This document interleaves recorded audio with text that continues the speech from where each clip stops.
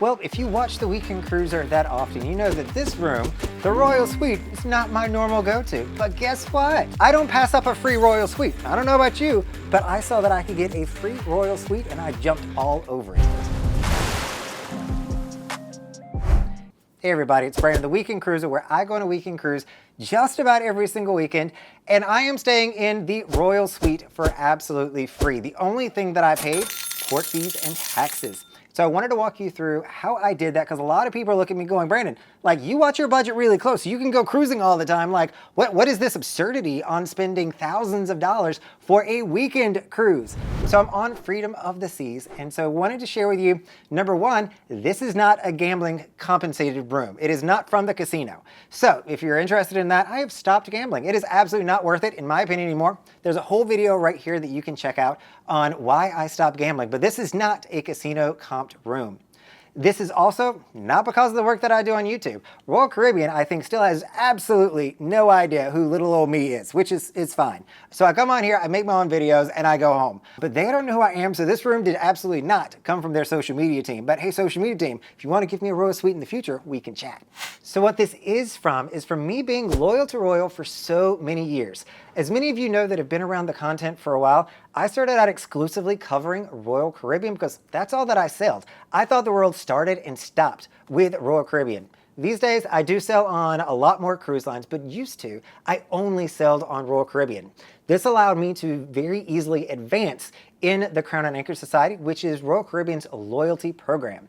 And so some of you may or may not know, the loyalty program, Crown and Anchor Society, gives you free cruises. So if you cruise enough with Royal Caribbean, you will eventually get a free cruise at 700 points. When you turn Pinnacle, that's when you'll get your very first Milestone Award. Some people call it a Pinnacle cruise, but it's really truly called a Milestone cruise because you can get it at certain milestones. So starting at 700 points and then every 350 points, so 700, 1050, 1400, you're going to receive a free cruise. Now, I did not book my cruise, my free cruise, the way that Royal Caribbean probably wanted me to. So with Royal Caribbean gives you this free cruise, they really give you a 7-night free cruise. The first two that you get, the 700 and the 1050 Milestone Awards, are going to give you a balcony cruise for 7 nights. When you make it up to the 1400 and then you progress on to 1750, you're going to be getting it for a junior suite for 7 nights.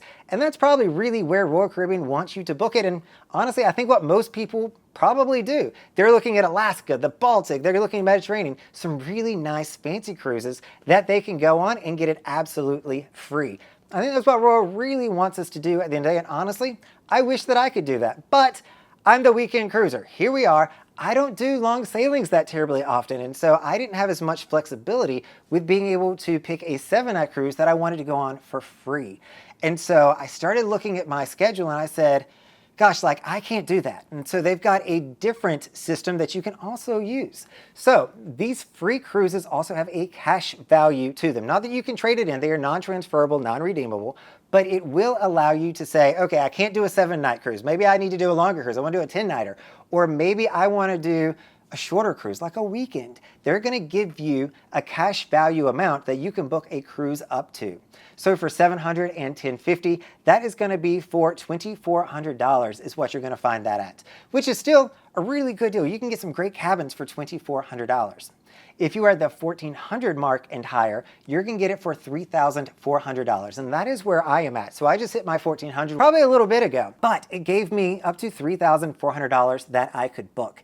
And this is where I got really strategic. I don't even know where I got this idea from. I was like, look, I'm gonna have to use this on a weekend sailing because that's the best that I can do within the period of time, because the certificates or the Milestone Awards do expire. So you've got to use them within a certain window, and honestly, I couldn't fit in a 7-night.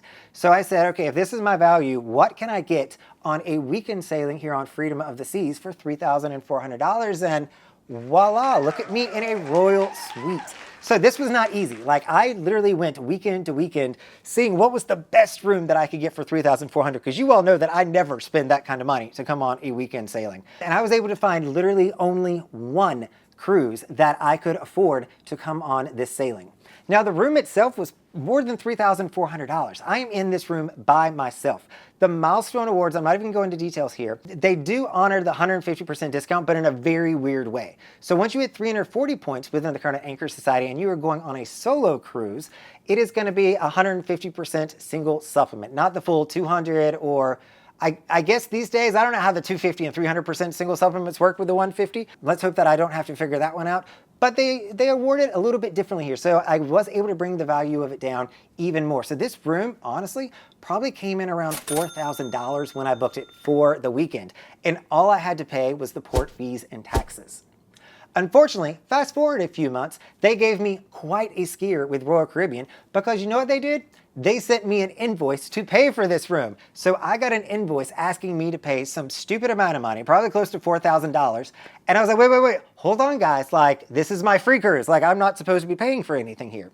And so I had to call back up to their loyalty department through the 800 number and make sure that they re-added my milestone certificate. Somehow or another in the paperwork, it had fallen off. So if you're looking at booking your free cruise, make sure that you're keeping an eye on that, because if I wouldn't have kept an eye on it, they would have just canceled my cruise because I wouldn't have paid anything when they thought that I owed money when I never did to start with. So make sure that you're keeping an eye on that. The other downside to free cruises is your travel agent is probably not going to help you because they're not going to get paid for it. So they might just do you a solid and help you out. But more times than not, a travel agent, travel agents, let me know below in the comments, are going to say, look, that's a free cruise. You need to do that yourself because it has different rules, restrictions, and I'm also not going to get paid anything for it. So you need to do that on your own. One of the fun things about staying in the Royal Suite, though, and I'm staying here by myself, as I mentioned, is I got to invite others to come with me. So by doing this well in advance, I was able to socialize it with the royal family, with my friends, and say, hey, I've got the suite. Like, come, get a room, we can hang out in the suite, we can have some parties. We're having a movie night tonight. We had a sail-away party on Friday. I have not done a hot tub party. Contrary to popular belief, nobody's joined me in the hot tub, but I've had a wonderful time here with friends, and that is really making this experience awesome. So if you want to learn more about the Royal Suite, I have now stayed in here for 3 nights. That is probably all that I will ever get. I don't know if I will ever be able to come back to a Royal Suite or not, but I'm so glad that I've had this experience. But honestly, for just me, it's a little over the top. So make sure you're checking out this next video where I just go over some of the details of why this room feels so obnoxiously over the top for a solo cruiser, and some of the pro tips that I've also learned by just staying here and things that you need to know about if you're looking at booking a Royal Suite as well. All right, everybody, this is Brandon, the Weekend Cruiser. Hoping to see you on a Weekend Cruise soon.